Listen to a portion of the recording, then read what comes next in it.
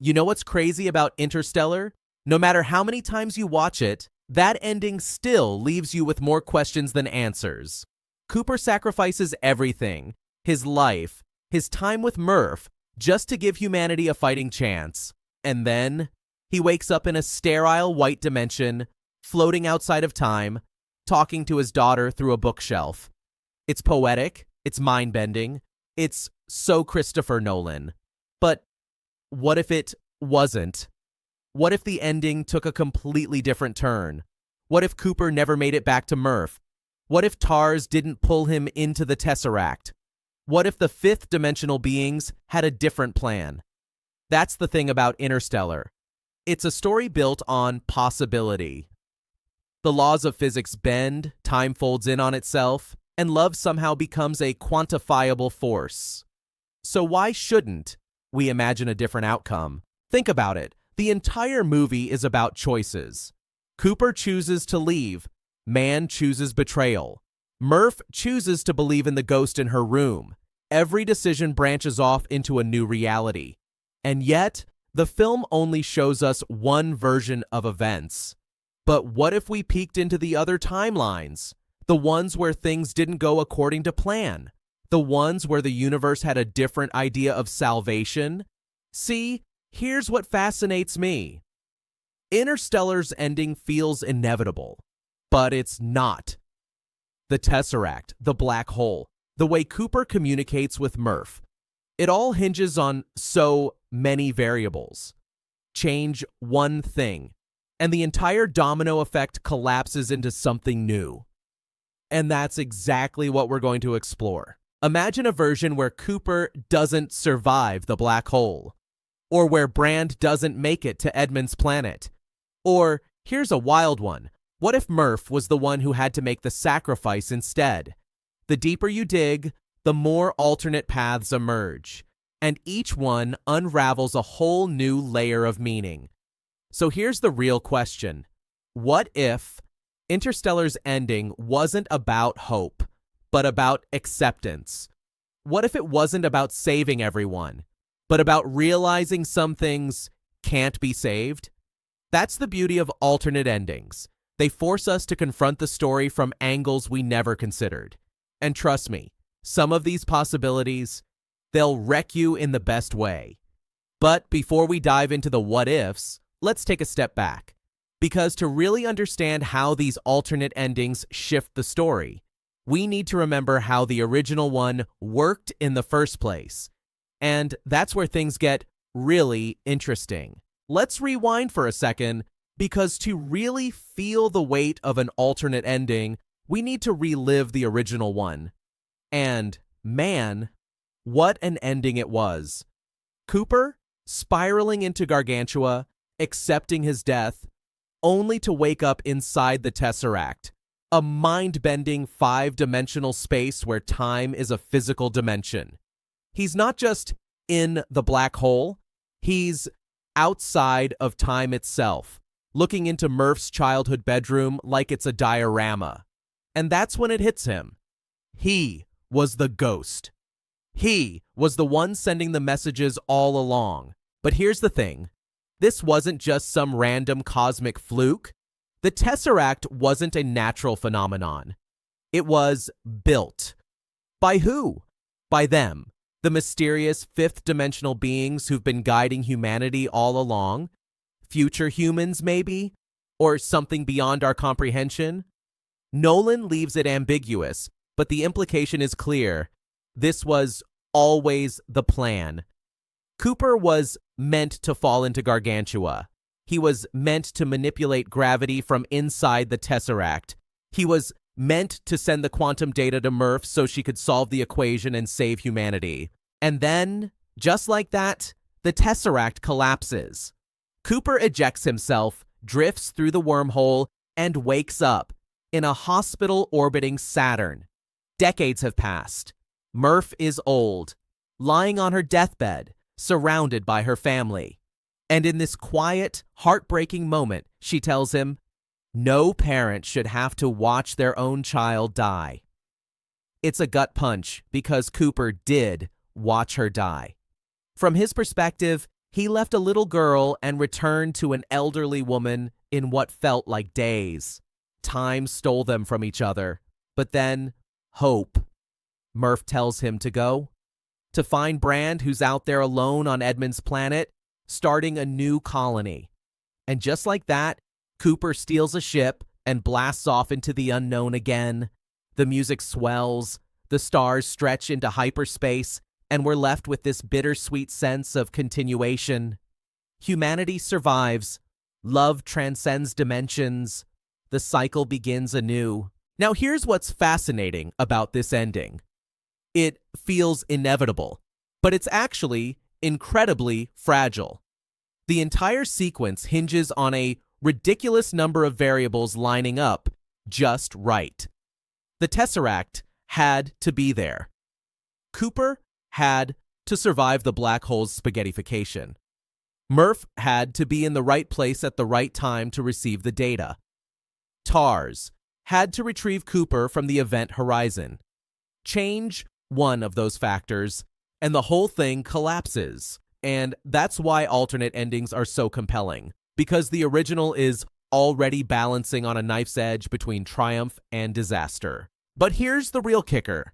The original ending works because it's a perfect blend of hard science and raw emotion. The Tesseract isn't just a cool sci-fi concept, it's a metaphor. It's the idea that love somehow can reach across dimensions, that a father's connection to his daughter can literally bend the fabric of reality. And that's beautiful, but it's also convenient. Because think about it. What if the Tesseract hadn't been there? What if Cooper had died in Gargantua? What if Murph hadn't figured it out? The movie could have gone in so many darker, more ambiguous directions. And that's exactly what we're about to explore. So buckle up, because once we start pulling at these threads, the whole story unravels in ways you won't see coming. Okay, let's break reality for a second. What if Cooper didn't make it out of Gargantua? What if the Tesseract wasn't there to catch him? Imagine this. Cooper's ship is torn apart by the black hole's gravity, metal screeching, alarms blaring, and just as he's about to cross the event horizon, he realizes, this is it. No rescue, no five-dimensional salvation, just the crushing inevitability of physics. But here's where it gets interesting. What if, in his final moments, Cooper still found a way to send the data back to Murph? Not through some sleek, futuristic Tesseract, but through sheer, desperate improvisation. Maybe he manages to rig TARS to transmit something. A fragmented signal, a burst of quantum noise, just before spaghettification kicks in. It's messy, it's incomplete, but it's enough. Now picture Murph, years later, hunched over her equations, this close to solving gravity, but stuck. The pieces don't fit. And then, static. A broken transmission from deep space. Cooper's voice distorted, barely audible. Murph. The singularity. The data is in the... And then silence. That's all she gets. A dying man's last words. No neat answers. No magical bookshelf moment. Just a clue. And somehow, that's more powerful. Because now, the weight isn't on some higher dimensional beings. It's on her. Murph has to interpret the fragments, to fight for the solution. She isn't handed salvation. She earns it. And think about the emotional fallout. No reunion, no old Murph forgiving Cooper, just absence. A father who vanished into the dark, leaving behind nothing but a whisper. It's tragic, yeah, but isn't that more real? In a universe that doesn't care about happy endings, sometimes love isn't about grand gestures across dimensions.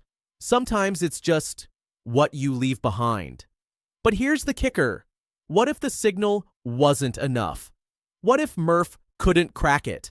That's the haunting flip side of this ending. The idea that even Cooper's sacrifice might not have been enough. And that changes everything. Because suddenly, Interstellar isn't a story about hope. It's a story about accepting that some things are bigger than us. that even our bravest acts might just be echoes in the void. And that's the thing about this alternate ending. It turns the entire movie into a question. Was it worth it? Did any of it matter? The original ending gives us closure. This one, it leaves us staring into the dark, wondering if the universe even has answers. But what if the universe answered in a way we didn't expect? What if Cooper's death wasn't the end of the story, but the beginning of something stranger? That's where alternate ending number 2 comes in. And trust me, it's weirder than anything we've talked about so far. All right, let's twist this even further. What if Cooper did enter the Tesseract, but never left? What if the moment he started manipulating those bookshelf dimensions, he didn't just send the data, he became part of the data? Picture this. Cooper succeeds in communicating with Murph, just like in the original.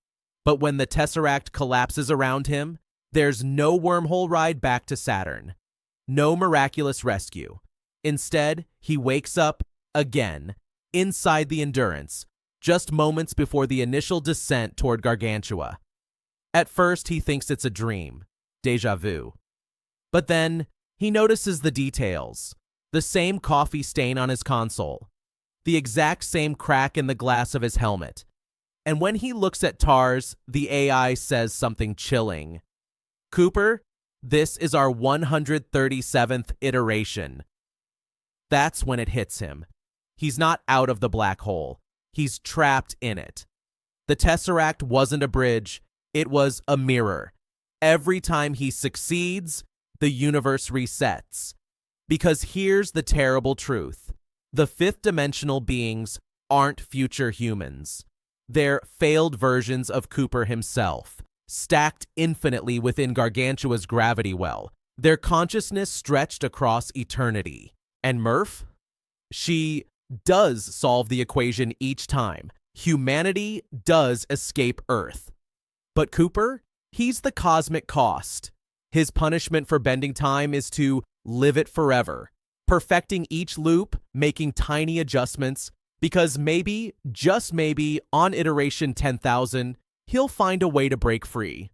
Now think about what this does to the story's themes. Suddenly, love transcends dimensions isn't beautiful. It's horrifying. Cooper's connection to Murph isn't his salvation, it's his chain. Every time he saves her, he dooms himself to do it again. And the worst part? He remembers. All of it. Every goodbye, every failed attempt to change fate. The original ending gave us closure. This one gives us inescapable paradox. But here's what really twists the knife. What if this isn't unique to Cooper? What if every black hole in the universe contains its own trapped savior, endlessly reliving their sacrifice? That means Brand, alone on Edmund's planet, might be next. Her colony succeeds, thrives, until someone else has to fall into another singularity. It's a cosmic horror hiding beneath the sci-fi. The idea that progress requires infinite sacrifice. That for humanity to climb upward, someone must forever be falling. And that makes you wonder, is our universe someone else's failed loop? But what if there's an ending where no one has to fall, where the cycle breaks? That's where things get unexpected. Let's hit pause for a second and ask the real question. What is Interstellar actually about? On the surface, it's a survival story. Humanity escaping a dying Earth. But dig deeper, and it becomes a mirror.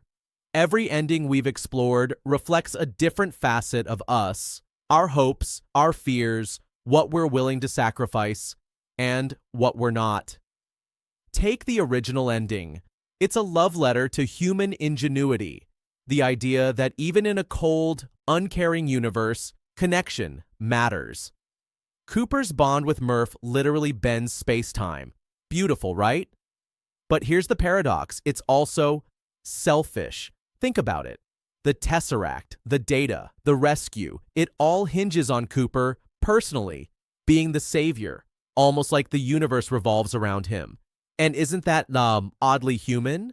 We want to believe our choices shape reality, that fathers and daughters are cosmic forces. Now flip to alternate ending number 1, where Cooper dies transmitting fragmented data. Suddenly, it's not about destiny, it's about legacy. Murph isn't handed answers, she interprets them. That shifts the theme from love conquers all to truth is messy. And isn't that closer to real science? Breakthroughs do come from incomplete data, from scholars standing on the shoulders of giants and ghosts. But then there's the eternal loop ending, the darkest twist. Here, progress isn't linear. It's a closed circle, one man's infinite suffering for humanity's gain. And that forces us to confront an uncomfortable ethical question. Can survival ever justify eternal torment? It's the trolley problem on a cosmic scale, except the person tied to the tracks chooses to stay there forever. And this is where physics and philosophy collide. General relativity says time is flexible. Quantum mechanics says reality is probabilistic. But ethics? That's the wild card. If a higher dimension exists where cause and effect unravel, do moral consequences unravel too? Can you even call it sacrifice if time loops erase the choice? Which brings us to the heart of it all. Interstellar's endings aren't just plot variants. They're lenses.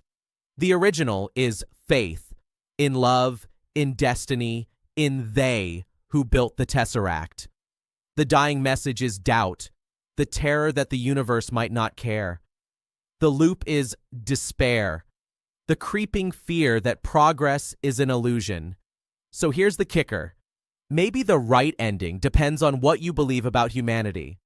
Are we cosmic accidents, divine projects? Or are we all Coopers, stuck in our own event horizons, trying to send messages to a future we'll never see? But wait, what if there's a fourth option? One where the answer isn't in the stars, but in letting go? So here we are, the end of all possible endings. Or is it? Because after exploring hope, sacrifice, and infinite loops, there's one path we haven't walked yet. The hardest one. What if the true test wasn't about saving humanity, but about accepting you can't? Picture this. Cooper plunges into Gargantua. The Tesseract forms. But this time, when he sees Murph's room, when he realizes he can manipulate gravity, he stops. No frantic knocking, no data transmission, just silence. He chooses not to interfere. Because here's the gut-wrenching thought. What if humanity's survival wasn't the point? What if the fifth-dimensional beings weren't future humans at all, but something beyond our comprehension? Entities showing Cooper the ultimate truth. Your species must grow on its own, or not at all. And suddenly, the entire story flips. The wormhole, a test, the planets, a filter. Not to find a new Earth, but to see if humanity was worthy of one. Think about it. Every obstacle was designed to force a choice between selfishness and selflessness. Mann's betrayal, Amelia's love for Wolf Edmonds, Cooper's desperation to return to Murph. The universe wasn't trying to save them, it was trying to teach them. Now watch the dominoes fall. Without Cooper's intervention, Murph never solves gravity. The space stations never leave Earth. But here's the twist. That's okay. Because on Edmund's planet, Brand is already building something new. Not a colony clinging to the past, but a civilization reborn. One that doesn't need Daddy's ghost in a bookshelf to survive. This ending isn't about failure, it's about evolution. Sometimes the greatest act of love isn't holding on. It's trusting enough to let go. And that reframes everything. Cooper's journey wasn't a rescue mission. It was a ritual. The old world had to die so the new one could breathe. But here's what keeps me up at night. What if this was the real plan all along? What if they wanted Cooper to fail the test? Because true progress isn't about cheating death, it's about earning life. And humanity had to do that without miracles. Which leaves us with one last terrifying question. Are we, right now, in our world, passing our test? Or are we still waiting for a ghost to knock on our bookshelf? And that's the true ending Nolan never showed us. We've journeyed through mind-bending endings, but now it's your turn. Which alternate finale resonated with you the most? Was it the hopeful loop, the bittersweet sacrifice, or this haunting lesson in letting go? Drop your thoughts in the comments below. If this twist blew your mind like a black hole's gravity, smash that like button. It helps more cosmic travelers find these theories. And don't forget to subscribe so you never miss our deep dives into what if scenarios from your favorite films. This may be the end of Interstellar's alternate endings, but the multiverse of stories is infinite. Until next time, keep questioning, keep dreaming, and remember, the best endings are the ones we imagine together. See you in the next breakdown.